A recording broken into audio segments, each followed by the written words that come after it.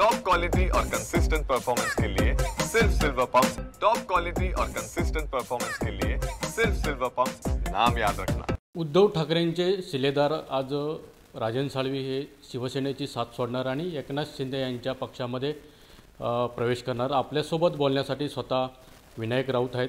साहेब, राजन साळवी हे शिंदेंच्या पक्षामध्ये आज प्रवेश करत आहेत, काय सांगाल याकडे?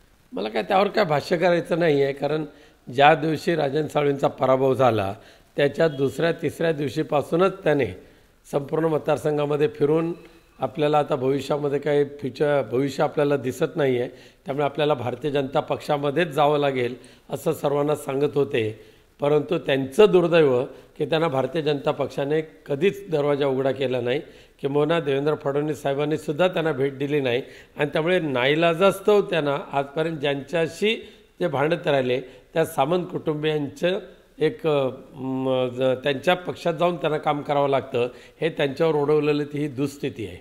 बीजेपीमध्ये प्रवेश मिळाला याचं कारण काय असू शकतं नेमकं? बीजेपीला माहिती आहे ना की ह्यांची नेमकी कॅपॅसिटी किती आहे ती, त्यामुळे प्रत्येक निवडणुकीला कोणाच्या ना कोणाची गद्दारी करायची। म्हणजे उदय सामंतांचं पहिलं राजकीय उदय हा राजन साळवींच्या गद्दारीमुळे झाला विधानसभेमध्ये।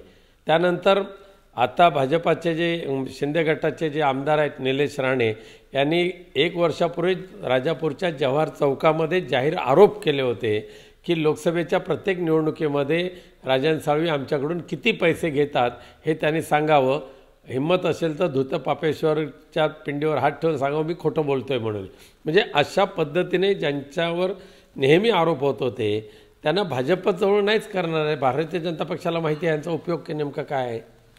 कडवट शिवसैनिक म्हणून राजन साळवींकडे पाहिलं जायचं, पण मात्र अशी वेळ कोणती आली की त्यांना उद्धव ठाकरेंची साथ सोडावं लागली? असं आहे की एकदा सत्तेची लालूच लागली, कॉन्ट्रॅक्टरशिपची लालूच लागली की भविष्याकरता त्यांना अशी दुर्बुद्धी सुचते। त्याच्यातलं हे साहेब, काल सिंधुदुर्ग जिल्ह्यामध्ये भाजपचा मेळावा झाला। अनेक नगरसेवक असतील, पदाधिकारी असतील, तालुका प्रमुख असतील, म्हणजे सिंधुदुर्ग जिल्ह्यातले बरेचसे पदाधिकाऱ्यांनी शिवसेनेतले तुमच्या प्रवेश केलेला आहे भाजपमध्ये। काय हा विचाराने किंवा नैतिक मूल्यावर आधारित केलेला नाही। कुडाळच्या नगरसेवक जे गेले त्यांच्या एकेकाचा विक्रीचा भाव चौकशी करा किती आहे तो, आणि अशा पद्धतीने खरेदी विक्री करून आम्हाला कार्यकर्ते घेण्याची गरज नाही। ज्यांनी आपल्याला बाजारात विकायला ठेवलं होतं ते विकले गेले, पण निष्ठावंत कार्यकर्ते आमच्यावर ठामपणे राहिलेले आहेत। काल शिरगावमध्ये एक प्रवेश घेत असताना मिलिंद साटोने यांचा प्रवेश घेत असताना पालकमंत्री नितेश राणे यांनी असं एक वक्तव्य केलं की ह्या प्रवेशादरम्यान मला एक विनायक राऊत आणि आदित्य ठाकरेंचा फोन येऊ शकतो की मला भाजपमध्ये घ्या म्हणून। नितेश राणेंसारख्या गद्दारांच्या औलाद विनायक राऊतच्या हृदयामध्ये नाही आहे। तुम्ही स्वार्थासाठी गद्दारी करून वेगवेगळे पक्ष फिरता, हे असले औलाद आमची नाही आहे।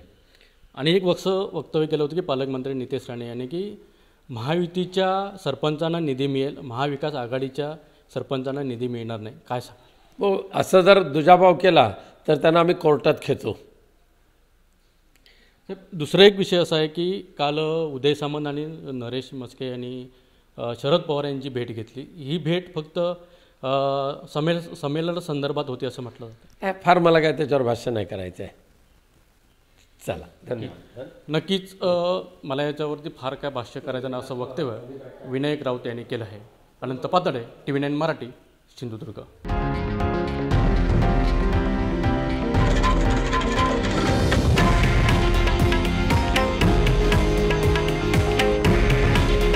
हे आहे देशातील नंबर 1 न्यूज नेटवर्क आणि आपण पाहत आहात TV9 मराठी।